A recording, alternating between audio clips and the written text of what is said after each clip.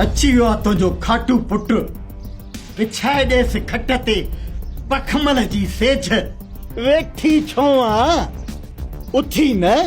विछाए सॼे घर जा हंध टपड़ त सही मल्हार खान वेहे हाणे बस कर छो किरोध कयो थे पुट जे पुठियां हा साईं हाणे साईं मां मल्हार जे पोयां किरोध थो कयां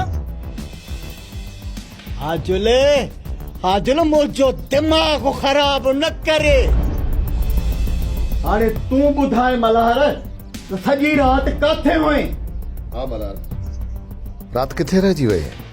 सॼी राति असां वेही ॾींहुं कयो आहे तुंहिंजी महिरबानी राति तूं मुंहिंजो इंतज़ारु कयो मल्हार तूं हर वक़्तु मुंहिंजे मथां कावड़ियल छो हूंदो आहीं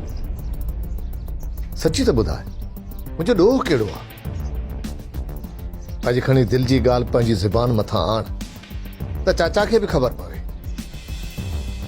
त तुंहिंजी मूंसां केतिरी मोहबत आहे तूं जेको विच में ॻाल्हाईंदो आहे न मूंखे कोन ई वणंदो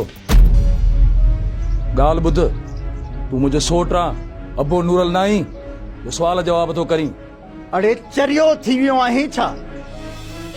जो सौट सां ईअं थो ॻाल्हाईं सारंग तोखां सवाल कोन कयो आहे मां थो पुछां मूंखे ॿुधाए त राति किथे हुई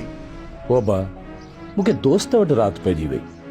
मां नंढड़ो ॿार त कोन आहियां जो तव्हां परेशान था थियो अदा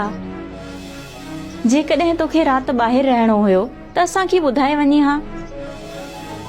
असां परेशान त न थियूं हा न तव्हां मुंहिंजे लाइ ॾाढा परेशान आहियो ईअं न ओ मां मानी आहे त ॾे ॾाढी बुख लॻी आहे बाक़ी हिननि जा इहे सवाल जवाब खुटंदा ई कोन मारुल जी अम्मा हा खे मानी खणी ॾे रात वारो भाङो पियो आहे न मल्हार जो जी अम्मा खणी पेजा ॾे कमाईंदड़ पुट खे मानी सॼी राति मुड़ुसु कमाए आयो आहे हाणे साईं वीचारे खे बुख लॻी आहे जल्दी कर ॾेसि मानी ओ बा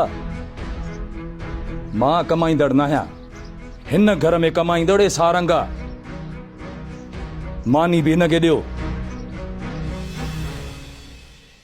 चाचा मूंखे ॻाल्हि सम्झ में अचे ई कोन थी त मल्हार जी मुंहिंजे मथां आख़िर कावड़ आहे कहिड़ी नादान आहे मल्हार